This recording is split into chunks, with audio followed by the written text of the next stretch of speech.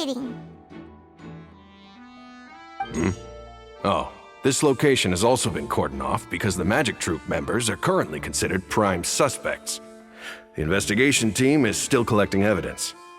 The seats were all booked in advance, so we were able to deduce the missing woman's identity by checking the guest list.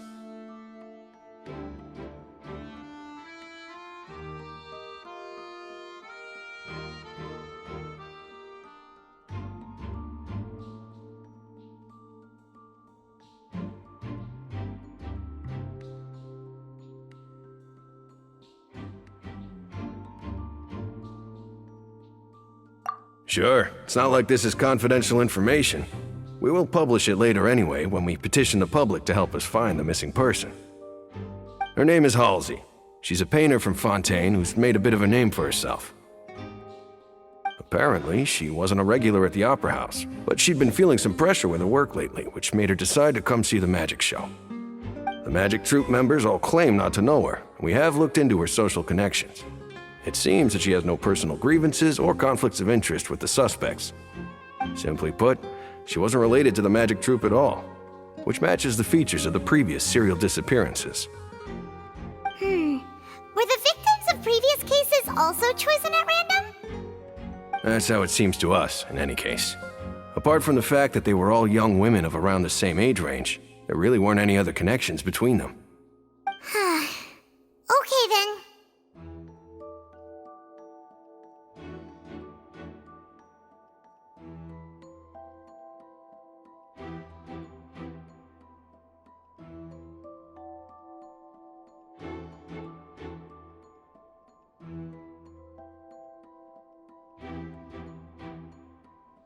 No need to be so formal. If you do happen to see the missing girl, please be sure to contact us. It is of utmost importance that we get to the bottom of these disappearances.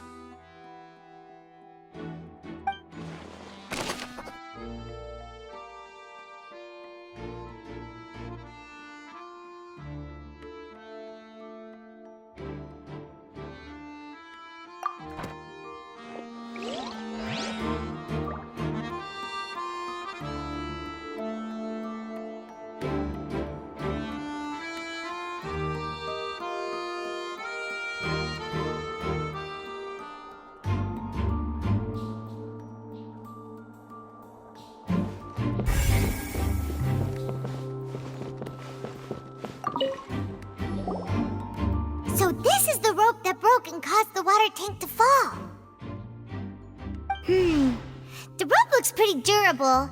How can it be burned through so quickly by fireworks?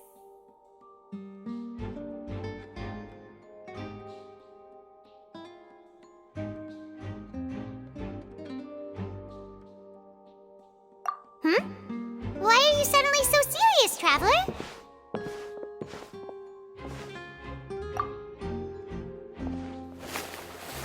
Whoa! Look!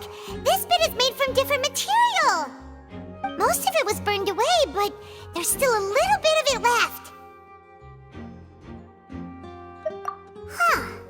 So if a rope meant to hold something was made with that kind of material in it, then that means... Wait! Why don't you write all this down? Let's take notes!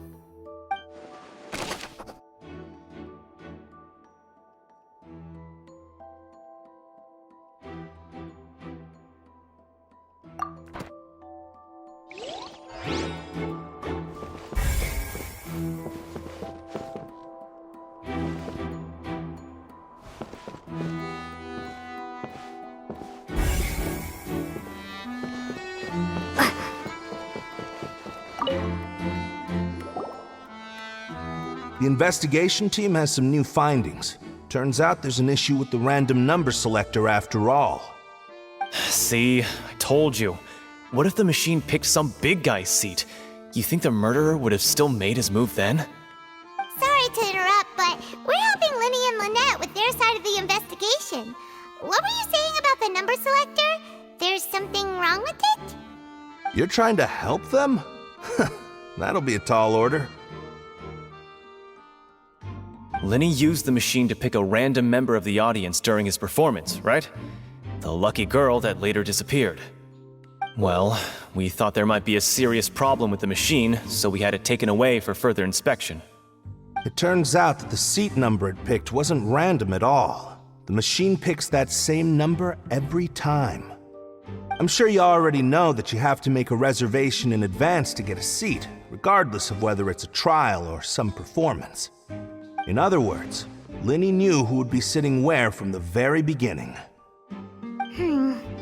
That much checks out. Linny reserved our seats for us, too.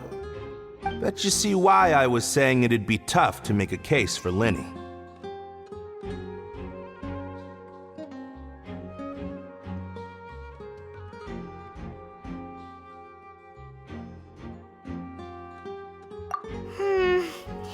Even though it's bad for Linny's case, Paimon had better write it down.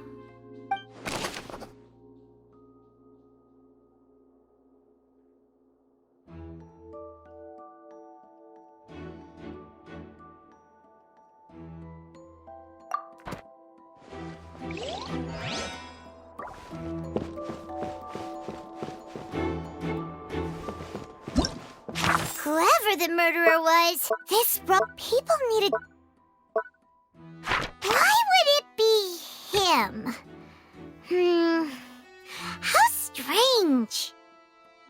Gosh, no wonder the serial disappearances never got solved.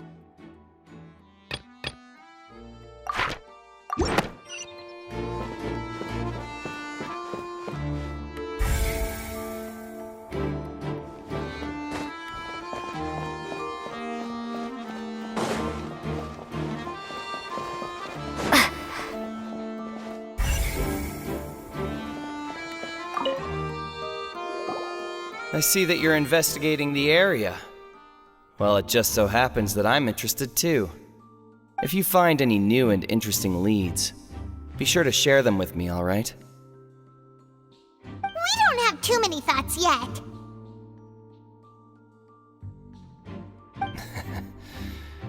Then why don't I tell you my hypothesis first? The way I see it.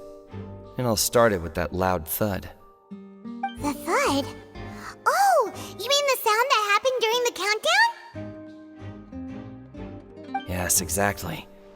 It wasn't terribly loud, but I suspect that most people heard it. It's just that everyone was awaiting the results of Linny's trick with bated breath, so no one paid it much mind. But now that the incident has happened, the thud has become an important clue. That makes sense. So, what do you make of it? I'm of the opinion that it may have been the sound of Linny's accomplice, Lynette perhaps, jumping atop the water tank or something like that. And when the pyrotechnics went off, she cut the rope, sending the water tank crashing down. But wasn't the noise we heard too loud for that? Perhaps the balance wasn't right, leading to a particularly rough landing. Oh, that's true. I suppose I must reconsider. That does remind Paimon, though. What was with that sound?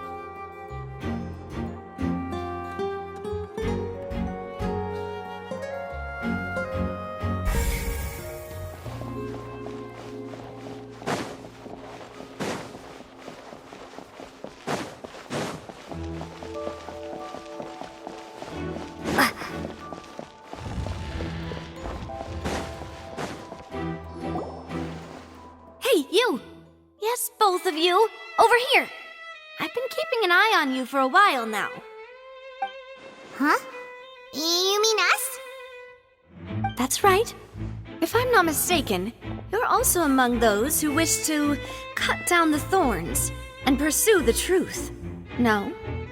And by the looks of it, you're not from Fontaine. Well, you're right on the more about that one, but who are you? Have you never heard of the Spina di Rosula? From mediating disputes and providing protection to solving conundrums, you name it, Spina di Rosula does it. And I, Navia, have the honor of being its renowned president. Though those who play by our rules call me boss. I'm Silver, her attendant. Pleased to meet you. And I'm Melus. Demoiselle's various daily needs and affairs are under my purview. Huh? Boss? Demoiselle? What gives with the names? Well, I am the second generation president. Malus and the others are still used to my previous title. My apologies, Demoiselle. Should you prefer, boss, I will endeavor to use that instead. No need. You don't have to call me boss. Just Navia is fine. Okay, if you say so. Not that we're members of Spina di Rosula anyway. All merely trifling details. Never mind. Now, back to the situation at hand.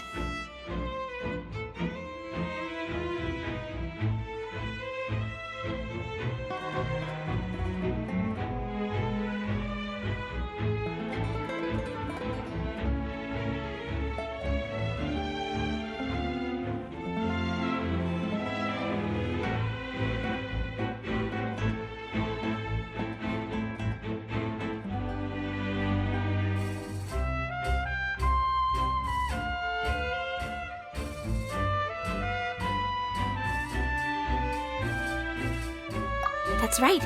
I've always kept an eye on the serial disappearance cases. My interest stems from a matter back from my father's time.